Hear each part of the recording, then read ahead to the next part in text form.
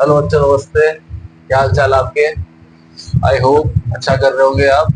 अगर आप क्लास 9 के स्टूडेंट्स हैं, क्लास 9 एनसीईआरटी और मैथमेटिक्स, तो ये वीडियो आपके लिए काफी यूजफुल होगा, काफी बेनिफिशियल होगा। इसे आप देखिए शुरू से एंड तक। ओके, आज हम स्टार्ट करेंगे एक्सरसाइज 4.1, जो कि है linear equations in two variables. तो चलिए समझते हैं linear equations in two variables क्या होता है। Linear equations in two variables, इसकी स्टैंडर्ड फॉर्म होती है a x plus b y plus c is equal to 0। यहाँ पे ए क्या है? एक्स, जो कि एक्स वेरिएबल है। एक्स वेरिएबल का कोएफिशिएंट है ए, और दूसरा वेरिएबल है वाई, उसका कोएफिशिएंट है बी, और ये जो सी है ये कांस्टेंट है। इसकी वैल्यू ना बढ़ती है ना घटती है, इनकी वैल्यू चेंज होती रहती है, एक्स की और वाई की। तो दो वेरिएबल हो गए 1 और 2। और इसको लीनियर क्यों बोला जाता है? क्योंकि इसमें वेरिएबल की पावर 1 होती है।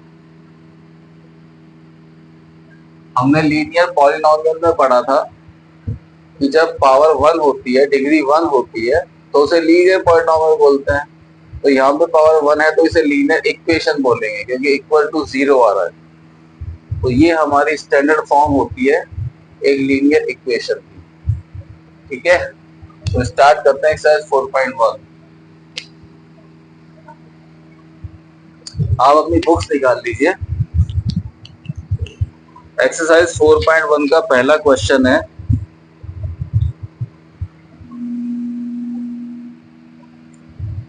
Cost of a notebook is twice the cost of a pen. और हिंट में दे रखा है take the cost of a notebook to be rupees x and that of a pen to be rupees Y.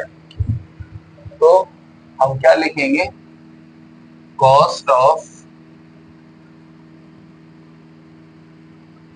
Notebook rupees x और cost of a pen is rupees y. ये हमें given है question के अंदर कि cost of notebook x माननी है और cost of a pen y माननी है। अब इनमें एक रिलेशन दे रखा है। रिलेशन ये है कि नोटबुक की कॉस्ट पेन की कॉस्ट की डबल है। तो नोटबुक की कॉस्ट क्या है? एक्स। हम लिखेंगे एक्स। एक्स जो है डबल है, तो x is equal to double. किसका डबल? पेन की कॉस्ट का डबल। पेन की कॉस्ट क्या है? वाई। तो यहां लिख देंगे वाई। एक्स जो कि नोटबुक की कॉस्ट थी, वाई जो कि पेन की कॉस्ट है। तो नोटबुक की कॉस्ट ट्वाइस हो गई पेन की कॉस्ट की। तो हमने इसको एक लीनियर इक्वेशन में बना दिया। इसे और इजी कर सकते हैं, 2y को x की तरफ ले आइए तो x माइनस 2y हो जाएगा। जब ये इक्वल टू के लेफ्ट आएगा तो माइनस साइन हो जाएगा प्लस का, और इक्वल टू में 0। यही है पहला क्वेश्चन, आप इसे नोट कर लीजिए।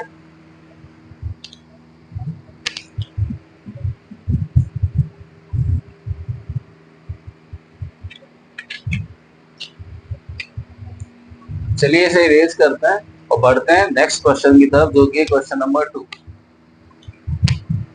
हाँ तो बच्चों, यह है क्वेश्चन नंबर 2 का फर्स्ट।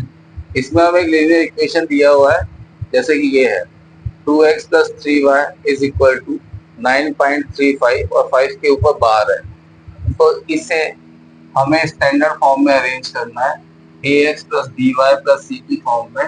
और क्वेश्चन ये कह रहा है फिर a की वैल्यू क्या होगी, b की वैल्यू क्या होगी और c की वैल्यू क्या होगी। तो इससे शुरू करता हूँ।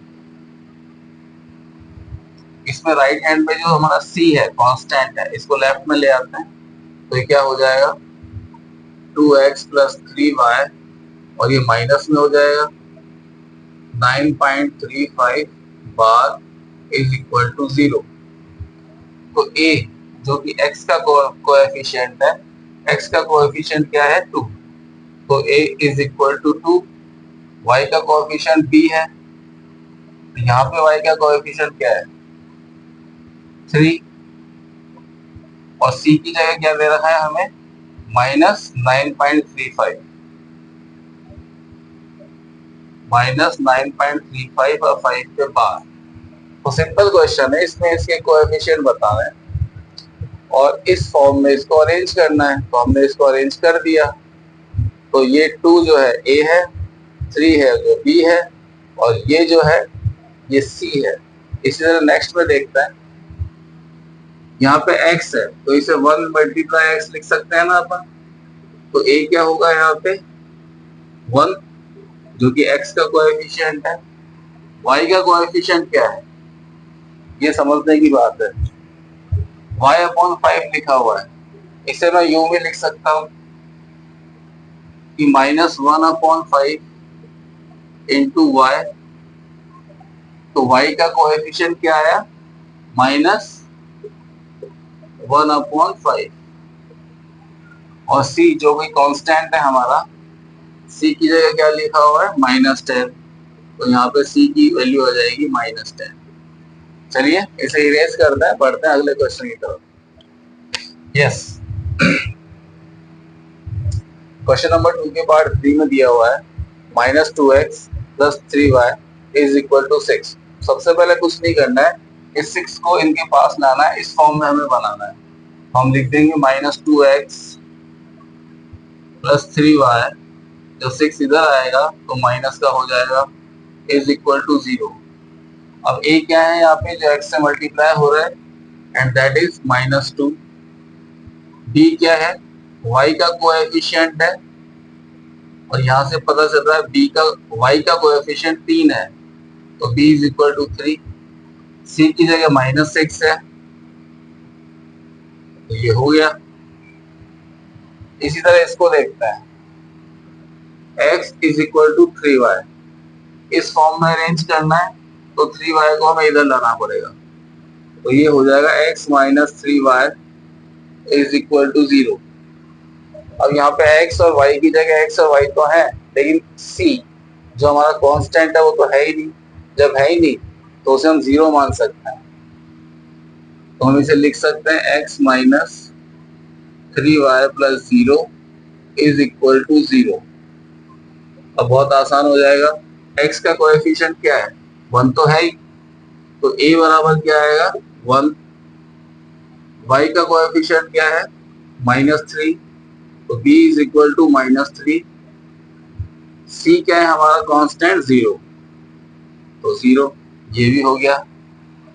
चलिए इसके अगले क्वेश्चन की तरफ चलते हैं। हाँ तो बच्चों, क्वेश्चन नंबर 2 का 5th है 2x is equal to -5y। तो x है y है, कांस्टेंट हमारे पास क्या है, तो कांस्टेंट को हम 0 मानेंगे। तो सबसे पहले इसे इस फॉर्म में लिखने के लिए -5y को इधर लाएंगे और ये प्लस का हो जाएगा, तो हम इसे लिखेंगे 2x प्लस के 5y और प्लस का 0 लिख सकते हैं, 0 लिखने में कोई दिक्कत नहीं है, इज इक्वल टू 0।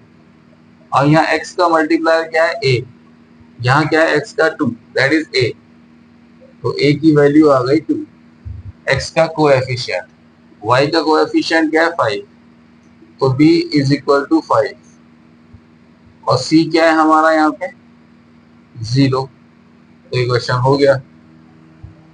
इसका देखते हैं, इसमें x है हमारे पास और कांस्टेंट भी है, लेकिन y कहाँ है, y तो है ही नहीं, तो y हम मान लेंगे, लेकिन y का जो कोएफिशिएंट मानेंगे 0 मानेंगे, क्योंकि 0 y से मल्टीप्लाई होगा तो 0 ही निकलेगा, तो हमारे इक्वेशन की सेहत पे कोई असर नहीं पड़ेगा।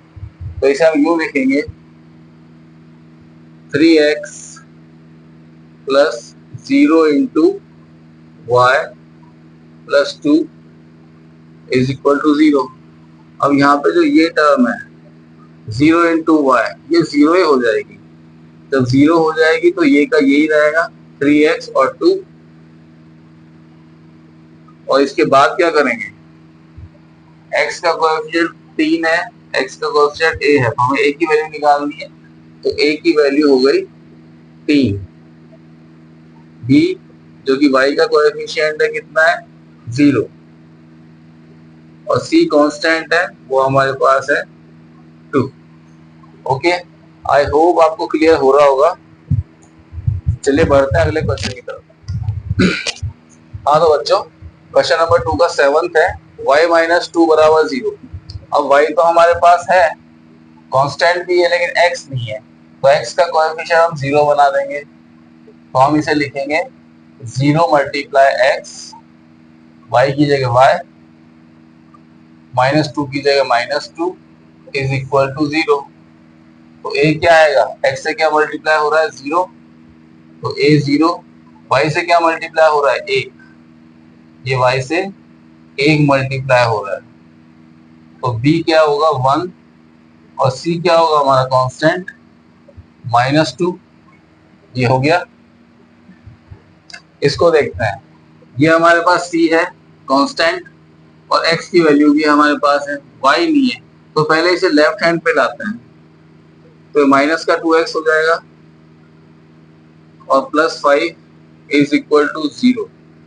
y हमारे पास नहीं है, कोई दिक्कत की बात नहीं है, y को हम 0 से मल्टीप्लाई कर देंगे, -2x plus 0 into y plus 5 is equal to 0।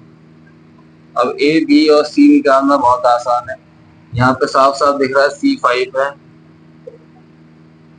और b क्या है, जो y का कोएफिशिएंट है वो 0 है, और a क्या है, x का कोएफिशिएंट जो कि -2 है। ये आपकी एक्सरसाइज 4.1 छोटी सी एक्सरसाइज थी, खत्म हो गई। Thank you so much for watching. I hope आपको समझ में आया होगा। वीडियो में कुछ भी अच्छा या बुरा आपको लगे तो प्लीज कमेंट करके बताइए, और कुछ अच्छा लगे तो please like, share and subscribe the channel. मिलते हैं अगले वीडियो में, बाय।